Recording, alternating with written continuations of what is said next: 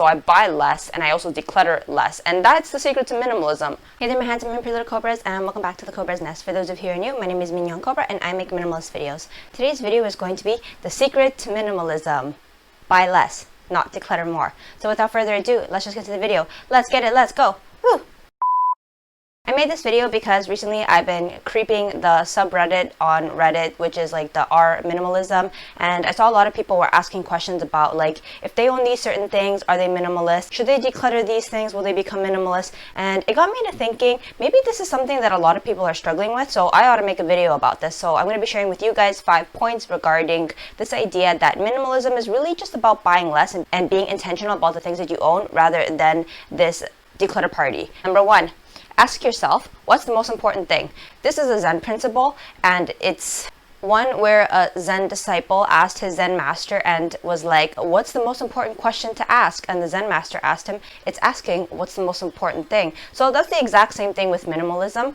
I think one of the beautiful things about minimalism is that it's just as unique as the people who practice it. Minimalism for one person is going to look very different from minimalism for another person. I know with social media, there's that minimalistic aesthetic that a lot of people subscribe to, but I think that that's something that comes about because of the principles that they hold and really not the other way around. You really can't declutter your way to minimalism if that's what you're thinking. I saw that on the subreddit. Some people were asking if I own makeup, if I own a lot of makeup, am I a minimalist? And I think the answer to all of those things is yes. All of those people, if you subscribe to the notion of minimalism, are a minimalist.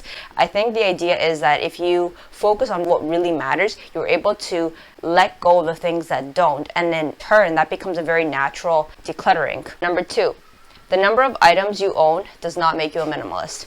If you subscribe to the idea and call yourself a minimalist, you are a minimalist, and it is not dictated by the number of things that you have. The most important thing is to be intentional about the things that you own, and once you are ready to let go of an item naturally.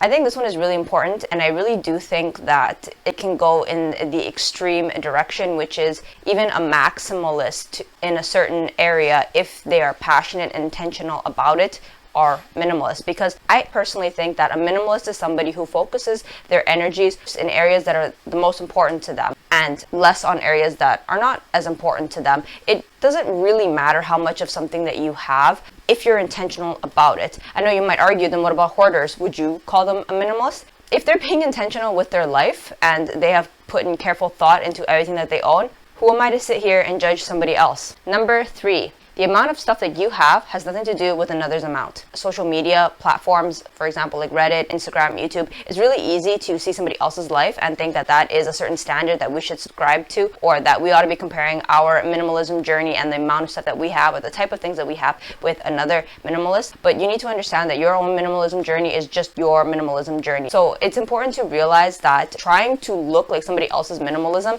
will not up your minimalism game. And I'll actually use myself as an example. When I first started my minimalism journey, for any of you who have been following for that long will know that my minimalism look style. So I mostly just wore black, a bit of white, and pink as my attire, and I wore that for about 3 years, and then I decided to change, and I now look more minimalistic in the sense that I wear a lot of creams, a lot of beiges, grays, not so much blacks. But that is because I went on my own minimalism journey and I came to that area by myself. I found I really did not like wearing black day in, day out. I just felt washed out and exhausted and tired, and I didn't like it. So what I'm trying to say is, if I had just started my minimalism journey and looked at what everybody else was wearing and decided, you know what, I'm going to look like them and I'm going to declutter all of my things, I wouldn't have gone on my own journey and discovered my own taste for myself. I would just be resenting others because I'm trying to live like them and I'm not being authentic to myself. Number 4.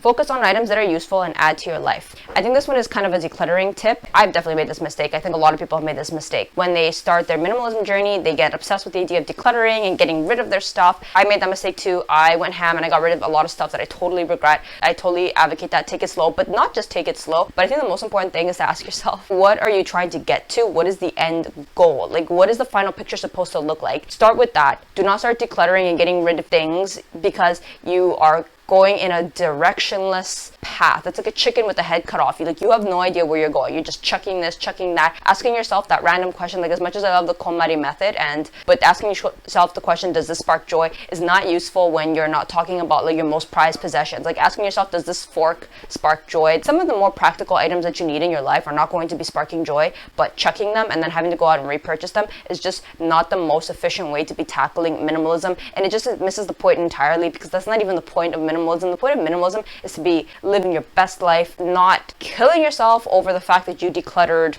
all the shampoo bottles and now you don't got shampoo bottles. All right, number 5, last one. Don't focus on decluttering. In your minimalism journey, the most important thing is not decluttering. I'll be honest with you, decluttering is actually one of the easiest aspects, because if you do it right, there isn't too much to declutter. You're only going to be getting rid of things that didn't serve you anyway. That's all that's going out the window. But if you get obsessed with decluttering, or you're doing decluttering wrong, you're taking all of the wonderful things in your life and you're throwing it out the window, and then later you're going to have a bunch of decluttering regrets, and I really don't want that for you. So I think that the most important thing is to not really focus on decluttering. It's actually focusing on what are you going to keep. So examining your things, make a pile of the really important things, the things that you really want in your life and add value to your life, and that is the keep pile. That should be the first thing that you need to be focusing on, and that will reveal to you things about yourself, about your tastes, about who you are, and things like that. And then you can examine the things that you don't want to keep and learn from it, so you don't go out and repurchase those things.